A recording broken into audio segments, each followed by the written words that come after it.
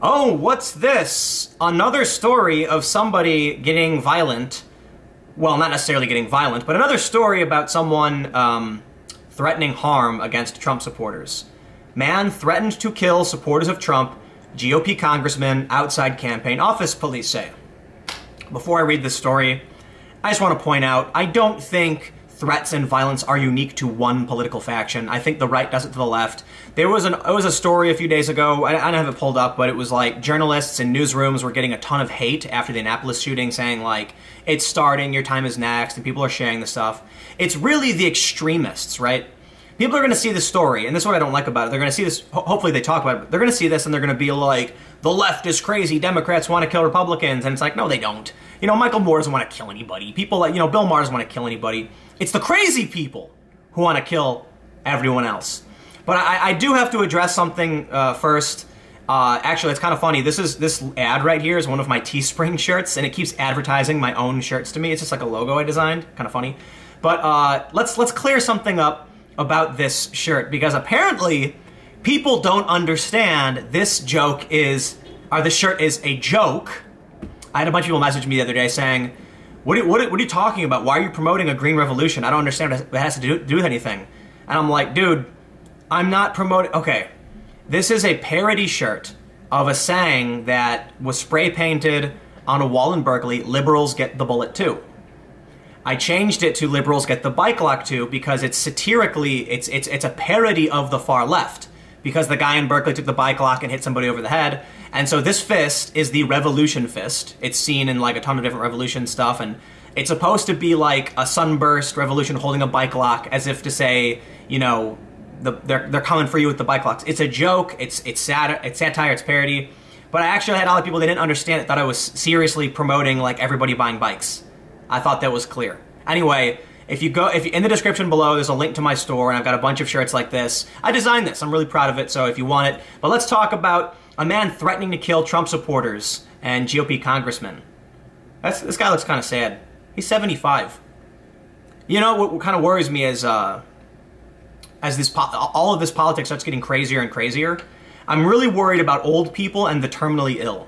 Because if there's somebody who's like, I got nothing left to lose, or like people who are suicidal, then I'm worried we're going to see some really crazy shit.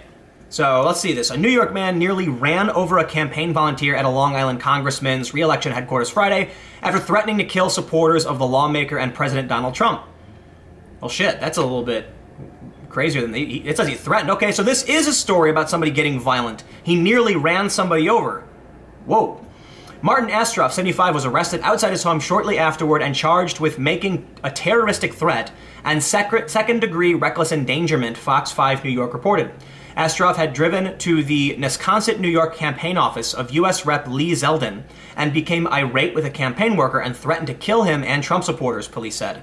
Authorities said that after making the threats, Astroff backed his car up in an aggressive manner, nearly striking the worker before driving home. Okay, it sounds a little different.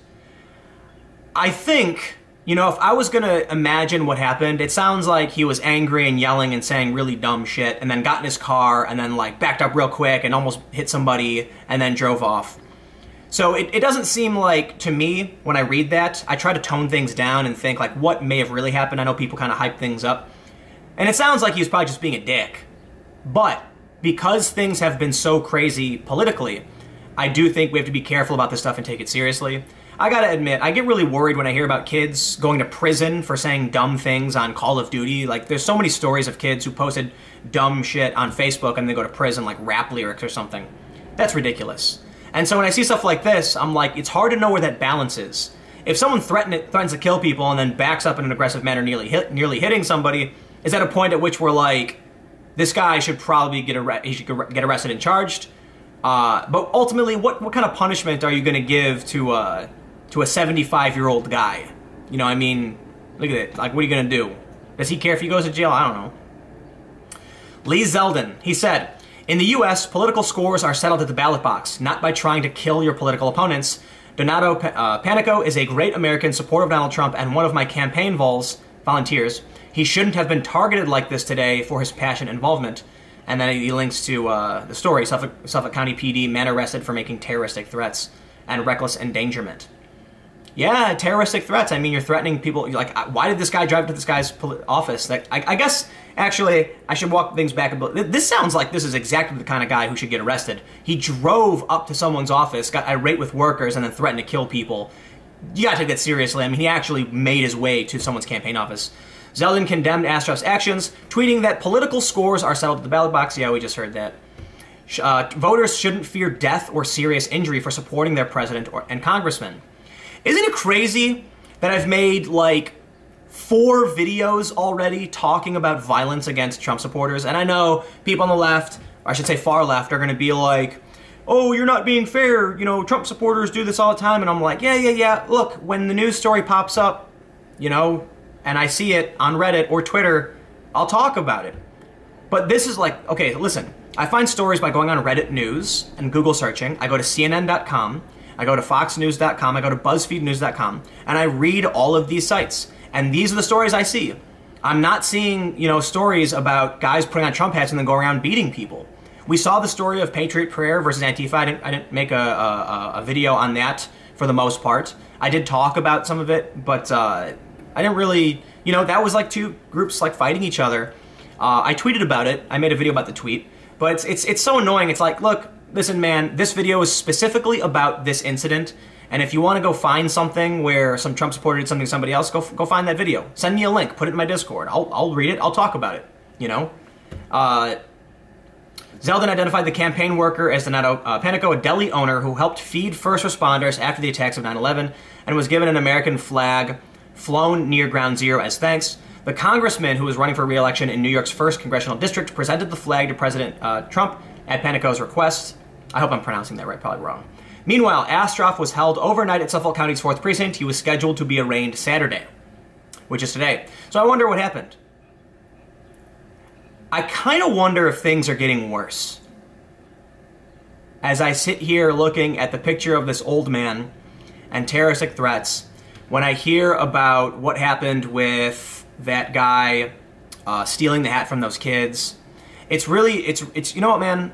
Okay, my Facebook is comprised of half like Occupy Wall Street lefties and half like, maybe not half, but maybe like 40% Occupy Wall Street kind of activisty people, 20% moderate kind of people, maybe leaning a little left or a little right, and then maybe like 40% conservative Trump supporter types.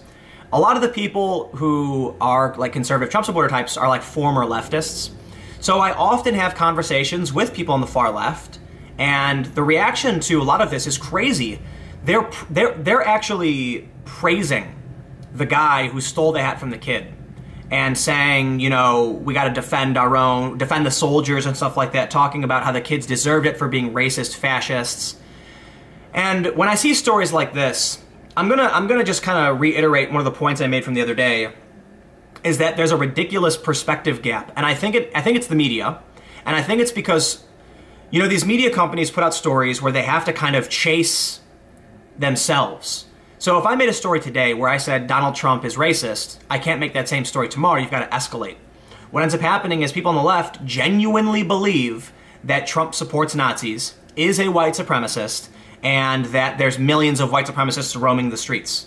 I'm not even kidding that.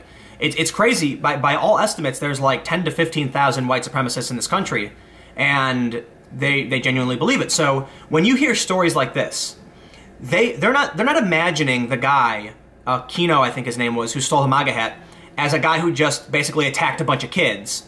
What they're seeing in their warped perspective is a bunch of Nazis in SS uniforms talking about fascism and killing people, and this guy valiantly coming up and fighting back. I was arguing with a far-left activist on Twitter who said that I was a mouthpiece for genocidal maniacs. And I was like, what are you talking about? I made a post where I said throwing mortar shells at people is dangerous, and they're like, stop defending Nazis. They actually are telling me, Tim, these people are planning on wiping out brown people from our country and the world. And I'm like, no, they're not. Like, the old dude who's drinking beer with a big belly eating Doritos in his living room is not trying or planning to kill anybody. Donald Trump's like, we need border security.